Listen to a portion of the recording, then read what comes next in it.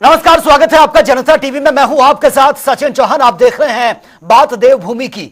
देवभूमि में खाने पीने की चीजों में थूक या फिर मिलावट के लगातार वीडियो सामने आ रहे हैं। अब इस पर धामी सरकार पूरी तरह से सख्त एक्शन लेती भी नजर आ रही है।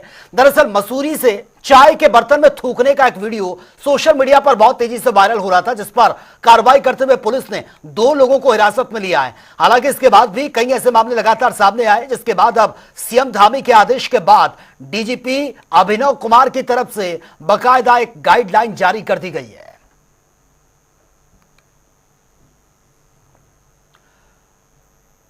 तो देखिए, थूक जिहाद पर यह कड़ा एक्शन। होटल या ढाबे पर काम करने वालों का पुलिस वेरिफिकेशन करेगी और इसी के साथ होटल या फिर ढाबे की जो रसोई घर है वहां पर सीसीटीवी कैमरा लगाया जाएगा। लगातार मॉनिटरिंग होगी और खाद्य विभाग के जितने भी सहयोग से चेकिंग वहां पर की जाएगी, अभियान चलाया जाएगा खाद्य विभाग के सहयोग से। और साथ ही संदिग्ध या फिर अवैध गतिविधियां यानी कि कुछ भी अगर सस्पेक्टेड नजर आता है तो उस पर केस दर्ज किया जाएगा। और इसी के साथ धार्मिक भावनाओं को चोट पहुंचाने पर 196 ए बी या फिर 299 के अंतर्गत बड़ा एक्शन लिया जाएगा, बड़ी कार्रवाई होगी। नगर निगम के सहयोग से जन जागरूकता अभियान की बात भी इसमें सामने आ रही है। जागरूक लोगों को किया जाएगा। तो चलिए आगे बढ़ते हैं एक और बड़ी खबर के साथ। और यह बड़ी खबर सामने आ रही है, यह बड़ी खबर आप तक पहुंचा रहे हैं इस वक्त की। यह बड़ी खबर, खाद्य संरक्षा विभाग ने एडवाइजरी जारी की है। देखिए, जिस तरह से हमने आपको बताया, कारोबारियों के लिए बाकायदा एडवाइजरी जारी कर दी गई है। खाद्य पदार्थ बेचने वालों के लिए अब उनको अपना पहचान पत्र ये लेना होगा, अनिवार्य कर दिया गया है। दोषियों पर 25,000 से 1 लाख तक का जुर्माना लगेगा। खाद्य सुरक्षा आयुक्त ने बाकायदा ये आदेश जारी किए हैं और नियमों का अगर कोई भी उल्लंघन करेगा तो उसके खिलाफ एक्शन लिया जाएगा। आपत्तिजनक मिलावट के बाद यह बड़ा फैसला लिया गया है। सोशल मीडिया पर बहुत तेजी से इस तरह के वीडियो वायरल हो रहे थे, अब उसके बाद यह बड़ा एक्शन लिया गया है। और ज्यादा जानकारी के साथ संवाददाता नवीन शुक्ला इस वक्त फोन लाइन पर हमारे साथ बने हुए हैं। नवीन, लगातार जो वीडियो सामने आ रहे थे, मसूरी से एक वीडियो सामने आया, उसके बाद कई ऐसे वीडियो सामने आए जहां पर खाने में कुछ गलत चीजें मिला दी गई हैं या फिर कोई उसमें थूक रहा है। इस तरीके के खाने आम जनता को परोसे जा रहे थे। अब इस पर कड़ा एक्शन धामी सरकार लेती भी नजर आ रही है। तौर पर अगर देखा जाए तो पिछले दिनों में जो घटनाएं हुई हैं, अगर राजधानी देहरादून की बात की जाए, मसूरी की बात की जाए, तो यहाँ पर तमाम चीजें घटनाएं आ रही थी जिसमें विशेष समुदाय के साथ एक तमाम वीडियो वायरल हो रही थी जिसमें खाने में थूकने की घटनाएं, ये तमाम घटनाएं जो हैं वह सामने आ रही थी। अब इसको लेकर प्रदेश सरकार ने ये कहा है कि जो धार्मिक माहौल है उत्तराखंड का वो बिगड़ने ना पाए, इसका विशेष रूप से ध्यान रखा जाए। चाहे कोई भी धर्म हो, वह तमाम चीजें अपने चीजों का पालन करे। और इसके साथ ही खुद मुख्यमंत्री पुष्कर सिंह धामी ने तमाम चीजों को लेकर ये कहा है कि साफ तौर पर ही उन्होंने निर्देशित किया तमाम आला अधिकारियों को कि ऐसी अगर कोई भी घटनाएं सामने आ रही हैं तो इस पर कड़ा रुख अपनाया जाए, क्योंकि उत्तराखंड एक चाहे धर्म की बात की जाए या पर्यटन की बात की जाए तो ऐसा नगरी है। तो इसको बिल्कुल नवीन, लेकिन ये सिर्फ उत्तराखंड ही नहीं, कहीं भी अगर इस तरह की घटना होती है, इस तरीके से खाने पीने में कोई थूक रहा है या गलत चीजें मिला रहा है, तो ये माफी लायक नहीं है, फिर चाहे वो किसी भी स्टेट में हो। लेकिन जिस तरह से उत्तर प्रदेश में कड़ा एक्शन या फिर कड़ा कानून लाने की बात योगी सरकार कर रही है, क्या इसी तरीके से कोई कड़ा कानून धामी सरकार ला सकती है? क्योंकि ये मामले बहुत तेजी से बढ़ रहे हैं।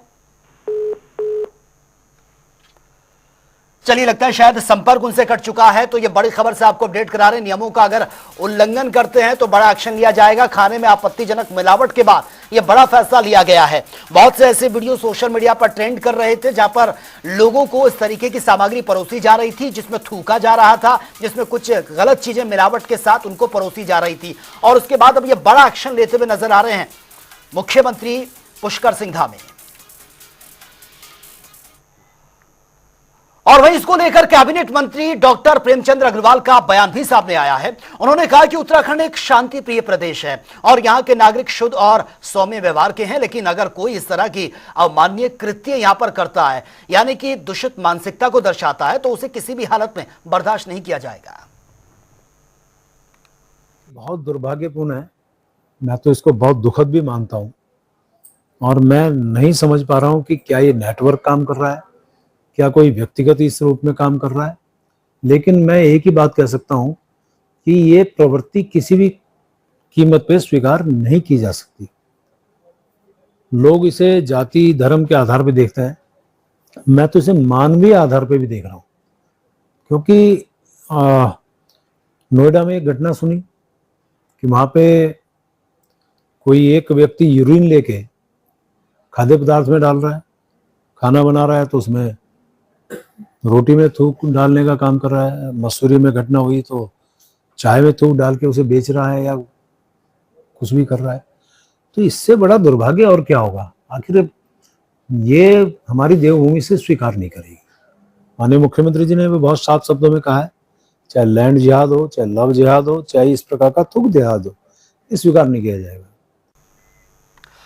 और वहीं इस पर बीजेपी के मीडिया प्रभारी मनवीर सिंह चौहान का बयान भी सामने आया है। उन्होंने कहा कि प्रदेश में कोई भी अप्रिय घटना और अराजक तत्व जो है सरकार लगातार उनकी मॉनिटरिंग कर रही है, जो भी माहौल खराब करने की कोशिश करता है। हमारे प्रदेश के मुख्यमंत्री प्रदेश के हित में लगातार काम कर रहे हैं। सबसे पहले अपने मुख्यमंत्री माननीय पुष्कर सिंह धामी जी को धन्यवाद करूंगा कि जिस प्रकार से ऐसे कुकृत्य करने वाले लोगों के प्रति सख्त कार्रवाई करने के उनके द्वारा निर्देश दिए गए हैं और ऐसे लोगों को किसी भी प्रकार से क्षमा योग्य नहीं है जो इस तरह से कुकृत्य करते हैं। और पुलिस प्रशासन द्वारा जिस प्रकार से कार्रवाई को बढ़ाया गया है, सख्त कार्रवाई की जा रही है, निश्चित रूप से ये निर्णय बहुत सराहनीय है और ऐसे लोगों को सख्त सजा मिलनी ही चाहिए। ये हमारा सरकार का लक्ष्य भी है।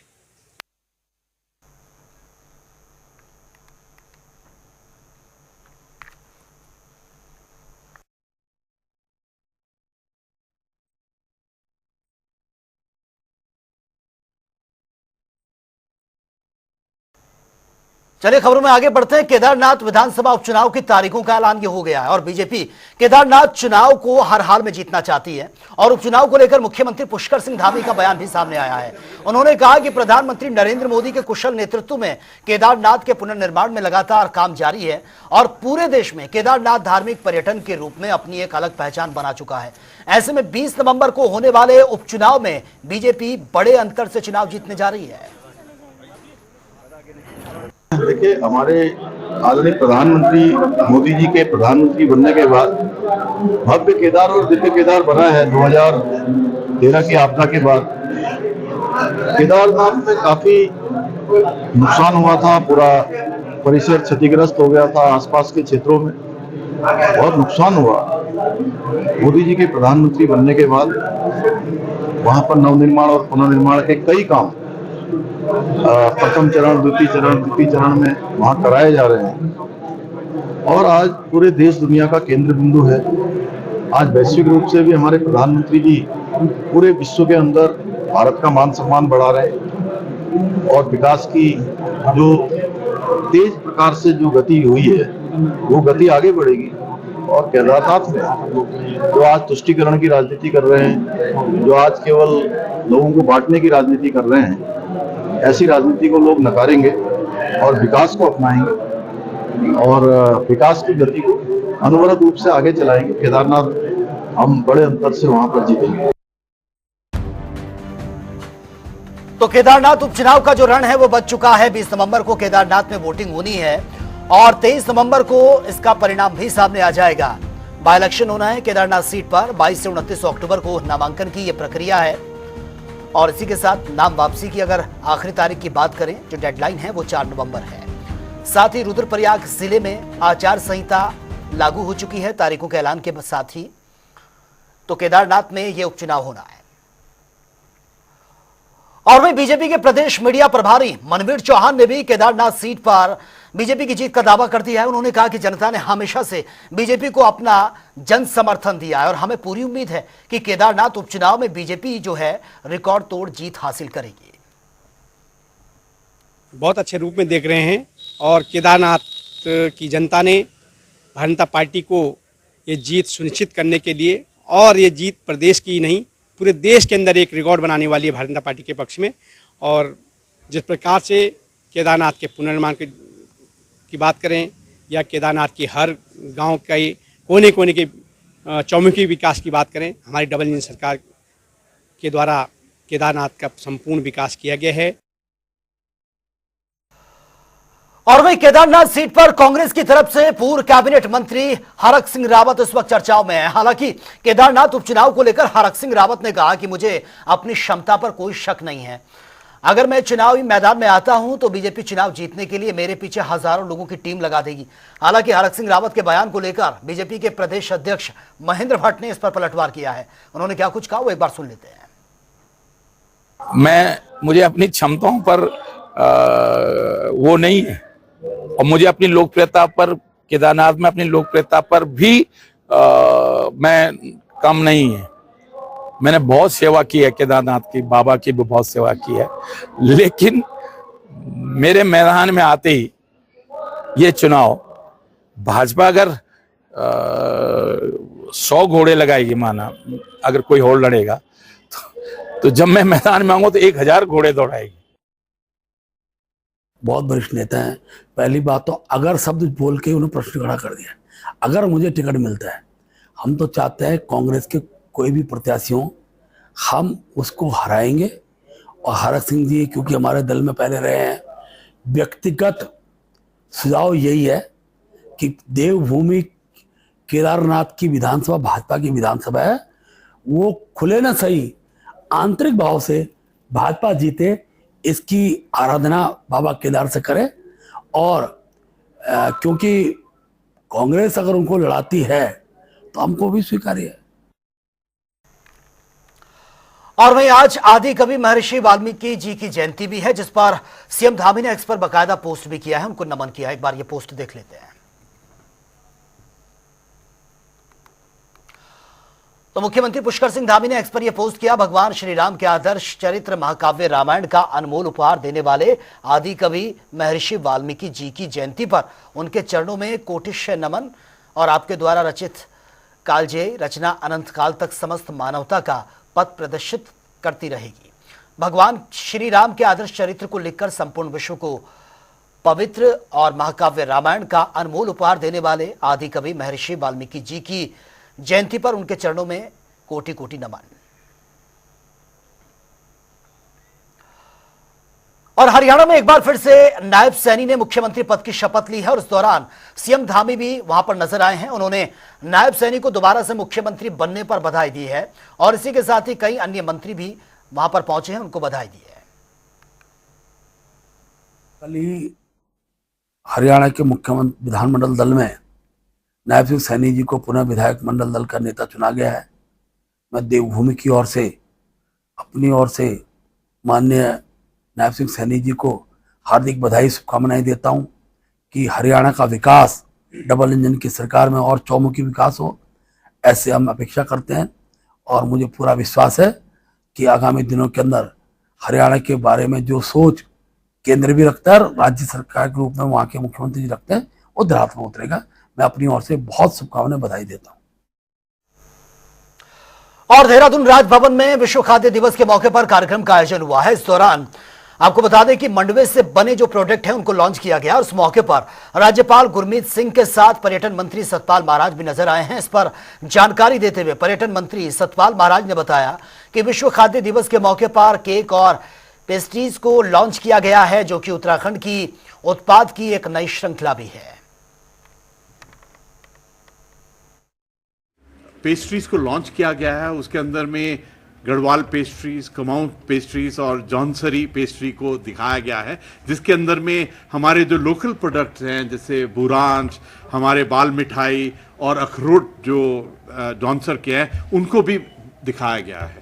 कभी कभी ऐसा लगता है कि उत्तराखंड का जो योगदान है पूरे वर्ल्ड के अंदर में हॉस्पिटैलिटी इंडस्ट्री के अंदर में, तो शेफ, कुकिंग और इन सब चीज़ों के अंदर में एक बिल्कुल अलग है। और आज हमने एक चीज़ और रियलाइज किया, इकट्ठे जब संवाद किया तो पता चला कि जो इस साल का थीम है वर्ल्ड फूड डे का, वो बेटर लाइफ और बेटर किस प्रकार से खाने को पौष्टिक बनाया जाए। मुझे ऐसा लगता है जो श्री अन्न और जो मिलेट, जो उत्तराखंड का मिलेट है, उसके अंदर में अलग एक मैं कहूंगा कि एक डिविनिटी और स्पिरिचुअलिटी है।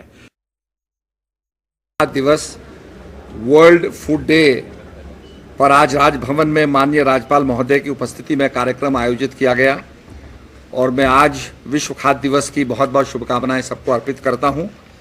और इसमें हमने 3 पेस्ट्रीज गढ़वाल, कुमाऊनी और जौनसारी पेस्ट्रीज को लॉन्च किया है। उत्तराखंड राज्य में जो बुरांस का फूल है उसका फ्लेवर देते हुए हमने गढ़वाली पेस्ट्री को लॉन्च किया है। वॉलनट अखरोट जो होता है ये जौनसार भाबर में काफ़ी पाया जाता है, तो अखरोट की पेस्ट्री को लेकर के जौनसारी पेस्ट्री और अल्मोड़ा की जो बाल मिठाई है उसके फ्लेवर को लेकर के हमने कुमाऊनी पेस्ट्री को लॉन्च किया है।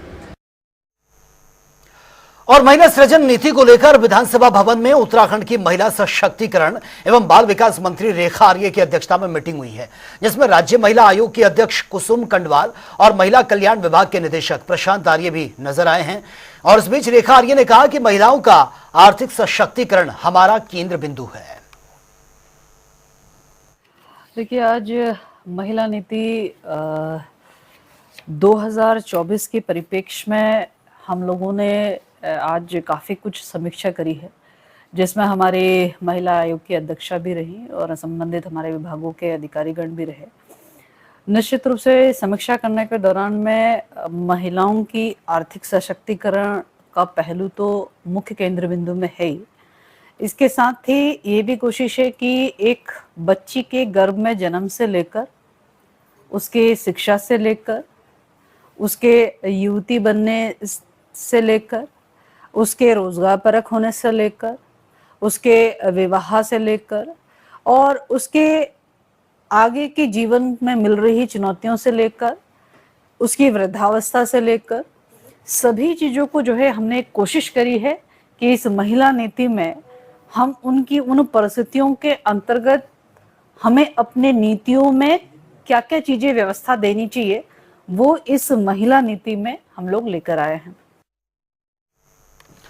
और वही चारधाम यात्रा में यात्रियों को रास्ते पर किसी भी प्रकार की कोई भी परेशानी ना हो, इसको लेकर लोक निर्माण विभाग लगातार गड्ढा मुक्त अभियान चला रहा है। और इस पर मंत्री सतपाल महाराज ने कहा कि गड्ढा मुक्त अभियान में निर्धारित टारगेट के अनुरूप 65% काम कंप्लीट हो चुका है। निर्माण विभाग द्वारा राज्य के राष्ट्रीय राजमार्ग में गड्ढा मुक्त अभियान के अंतर्गत कुल 2316 किलोमीटर सड़कों में से 1517 किलोमीटर सड़कों को गड्ढा मुक्त करने के अलावा पैच मरम्मत का कार्य पूर्ण किया जा चुका है। इस प्रकार लक्ष्य के अनुरूप 65% कार्य पूर्ण किया जा चुका है और भी हम तेजी से काम कर रहे हैं।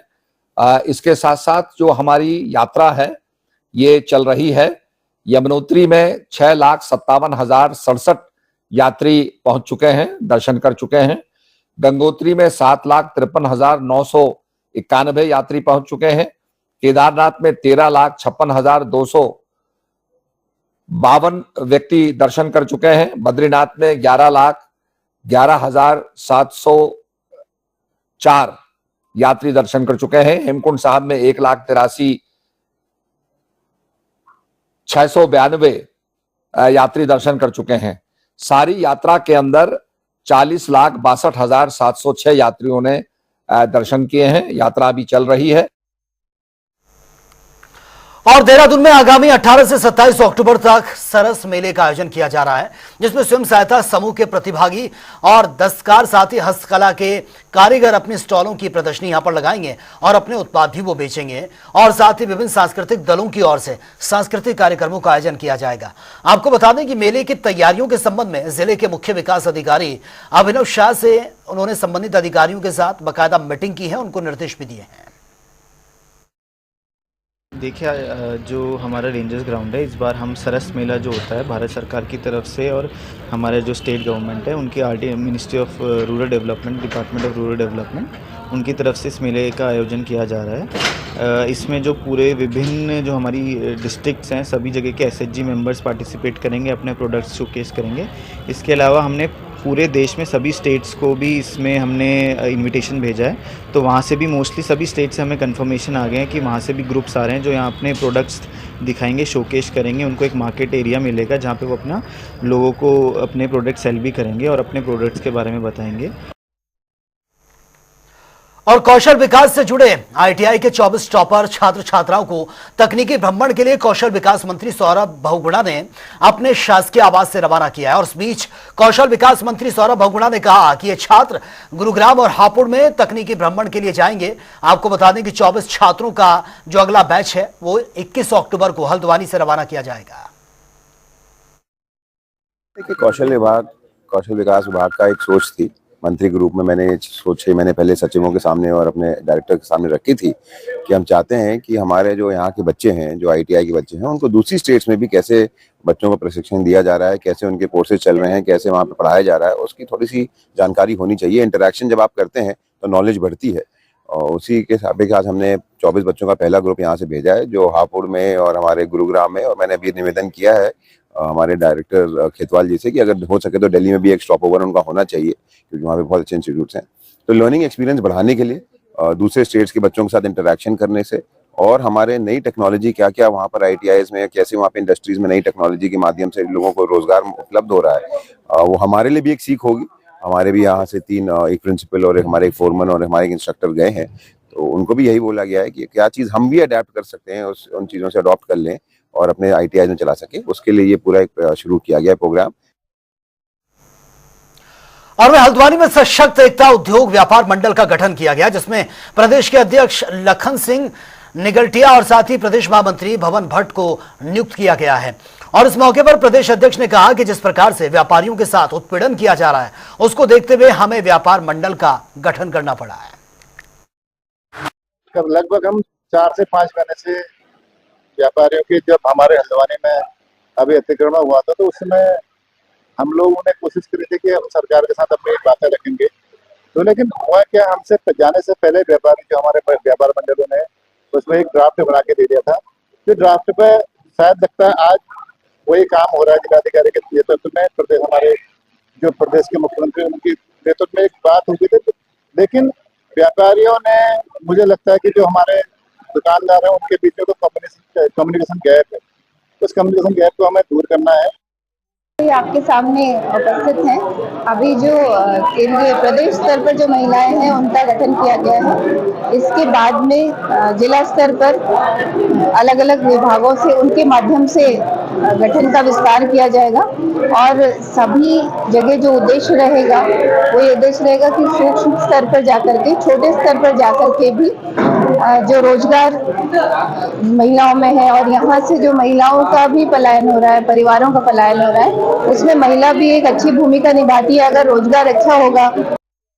आज सशक्त एकता उद्योग व्यापार मंडल का प्रदेश का गठन किया गया है और प्रदेश की जो इकाइयां हैं उनको बनाया गया है और प्रदेश के महामंत्री, प्रदेश के प्रदेश अध्यक्ष और प्रदेश के महिला प्रभारी और प्रदेश सलाहकार समिति के अध्यक्ष की नियुक्ति हुई है और प्रदेश कार्यकारिणी का गठन हुआ है, जिसमें जिले की भी प्रभारी और कुमाऊं मंडल के भी प्रभारी, गढ़वाल मंडल के प्रभारियों की नियुक्ति की गई।